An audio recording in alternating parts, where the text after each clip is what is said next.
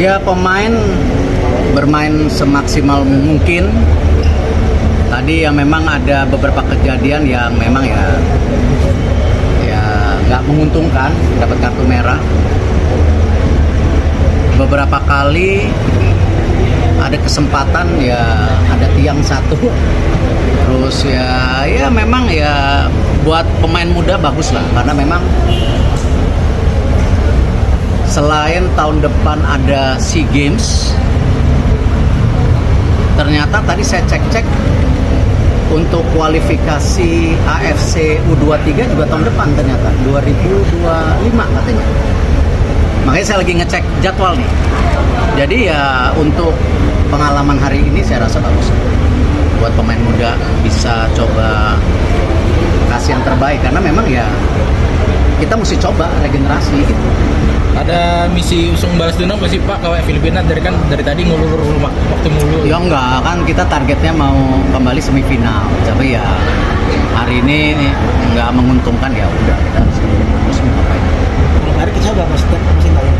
Ketua Umum PSSI Erick Thohir menyampaikan komentarnya soal kekalahan Timnas Indonesia atas Filipina di Piala AFF 2024. Sebagaimana diketahui, Timnas Indonesia menderita kekalahan 0-1 atas tim tamu Filipina pada Sabtu, 21 Desember 2024, di Stadion Manahan, Solo. Tampil di hadapan ribuan suporternya sendiri ternyata tak cukup bagi skuad Garuda untuk bisa mencetak 1 gol saja. Padahal mereka hanya butuh hasil imbang untuk lolos ke semifinal. Timnas Indonesia yang dihuni mayoritas pemain U22 ini tertunduk lesu setelah kalah 0-1 dari tim tamu Filipina. Muhammad Ferrari dan kawan-kawan mulanya bermain cukup bagus di 30 menit babak pertama. Peristiwa tak terduga kemudian terjadi di menit ke-42, ketika sang kapten Muhammad Ferrari mendapatkan kartu merah. Pelanggaran berupa sikutan itu dianggap fatal oleh wasit sehingga harus dihadiahi kartu merah. Timnas Indonesia bermain dengan 10 pemain. Unggul jumlah pemain, di babak kedua Filipina semakin leluasa melakukan serangan-serangan balik. Puncaknya pada menit ke-63 Filipina mendapat hadiah penalti setelah bek Timnas Indonesia dianggap melakukan handsball. Bon Martin Christensen yang ditunjuk sebagai algojo menuntaskan tugasnya dengan baik. Cahya Supriyadi salah membaca arah bola. Timnas Indonesia tertinggal 0-1. Serangan demi serangan yang diciptakan skuad asuhan Shin Tae-yong tak kunjung memberikan hasil hingga wasit meniup peluit panjang tanda berakhirnya pertandingan. Total ada 19 tendangan percobaan yang dilakukan Timnas Indonesia dibandingkan Filipina 9. Namun tidak ada satupun yang berbuah gol. Hasil 0-1 ini membuat Filipina berhak lolos ke semifinal mendampingi Vietnam yang pada waktu bersamaan menang 5-0 atas Myanmar. Timnas Indonesia harus puas finish di peringkat ketiga dengan torehan 4 poin. 2 kalah, 1 imbang, dan 1 menang. Target kita kan semifinal, walaupun dengan pemain muda kan kita berharap dengan menang lawan Myanmar, dengan Laos menang, dengan Filipina menang, kata Erick Thohir. Di sini sebenarnya juga bisa tadi. Cuman ya namanya bola kan drama, tambahnya. Ditanya soal apakah Shin Tae-yong akan dievaluasi setelah kekalahan ini, Erick Thohir menjawab dengan tegas. Pasti dievaluasi, orang Coach Nova dievaluasi, Coach Indra dievaluasi. Di kontraknya ada itu, ungkapnya.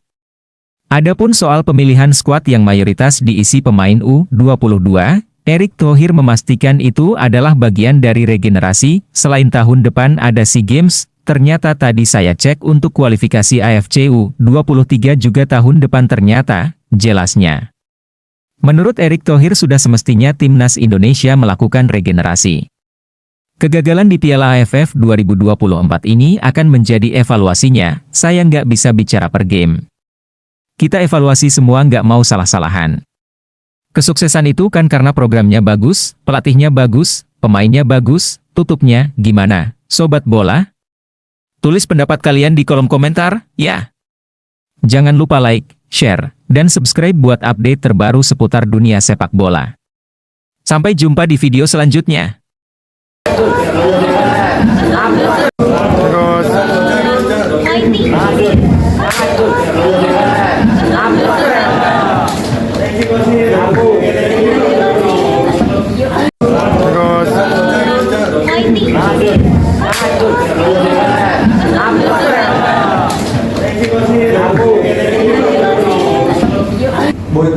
패했기 때문에 많이 아쉽다.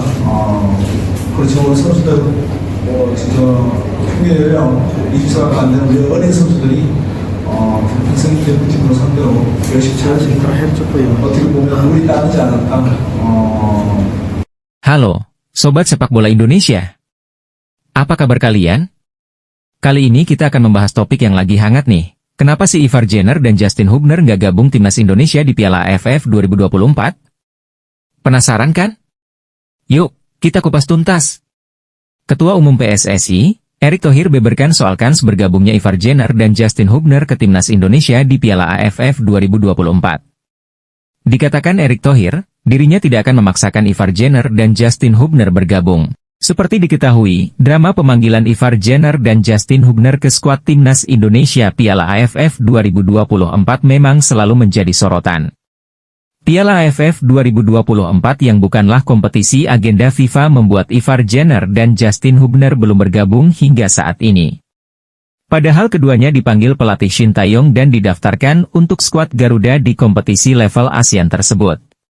Tentu saja tenaga keduanya akan sangat dibutuhkan timnas Indonesia. Apalagi kini tengah berjuang untuk merebut tiket ke babak semifinal. Sebelumnya, pelatih timnas Indonesia Shin Tae-yong sendiri mengaku ingin memanggil Ivar dan Justin. Bahkan, Shin Tae-yong sampai memohon kepada media dan masyarakat untuk membujuk klub Ivar Jenner agar dapat bergabung ke timnas Indonesia. Saya sebenarnya ingin memanggil Ivar. Memang sedang ada usaha besar dari PSSI.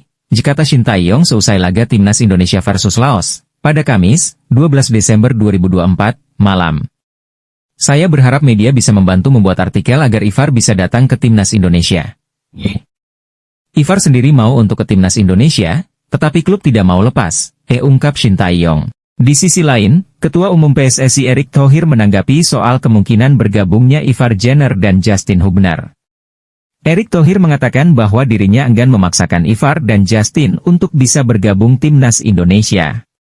Apalagi Ivar dan Justin sama-sama sibuk dengan agenda di klubnya yakni Jong FC Utrecht dan Wolves U21. Saya dari awal memang tidak memaksakan semua pemain harus gabung, justru ini kita memprioritaskan pemain-pemain yang ada di Liga Indonesia, kata Erick Thohir, dikutip dari Bola Sport, Selasa, 17 Desember 2024. Tetapi kalau yang di luar bisa, seperti Rafael dan Marcelino ya sangat welcome. Saya ingatkan pemain juga ada capeknya. Bisa cedera, tambahnya. Lebih lanjut, Erick Thohir menegaskan menghormati karir pemain-pemain luar negeri yang tengah fokus untuk klubnya. Dan pemain yang berkarier di klub-klub besar dan kalau mereka sedang fokus di klubnya ya kita harus respect, jangan kita paksa, ujarnya. Pemain ini nggak digaji sama timnas, jadi ini sesuatu yang harus kita respect bahwa kita harus juga jaga karir mereka, tutupnya. Pada kesempatan lain, Ketua Badan Tim Nasional, BTN, Sumarji juga membeberkan soal kemungkinan bergabungnya Ivar dan Justin. Sumarji mengatakan bahwa Jong FC Utrecht baru bisa melepas Ivar Jenner setelah tanggal 21 Desember 2024. Sebab, Jong FC Utrecht masih memiliki jadwal melawan Helmond pada lanjutan Eerste Divisie, pada Sabtu 21 Desember. Artinya, Ivar Jenner baru bisa membela timnas Indonesia jika Garuda lolos ke semifinal. Kalau Ivar Jenner, kami sudah kirimkan surat kepada klubnya, kata Sumarji. Klubnya kalau tidak salah baru akan selesai pertandingan pada 21 Desember 2024. Sehingga kalau kita melihat kondisinya seperti ini, kemungkinan besar dalam waktu dekat ya tidak mungkin Ivar Jenner datang. Tapi untuk Justin Hubner belum ada kabar untuk saat ini. Kami terus berupaya, membuatnya bergabung timnas Indonesia, tutupnya. Timnas Indonesia sendiri saat ini berada di posisi runner-up klasemen grup B Piala AFF 2024 dengan torehan 4 poin. Selanjutnya, timnas Indonesia akan melakoni laga pamungkas fase grup sekaligus penentuan lolos ke semifinal kontra Filipina. Dijadwalkan, duel timnas Indonesia versus Filipina akan digelar di Stadion Manahan, pada Sabtu, 21 Desember 2024, pukul 20 waktu Indonesia Barat. Nah, gimana menurut kalian? Setuju dengan keputusan ini? Atau punya pendapat lain? Yuk, share di kolom komentar.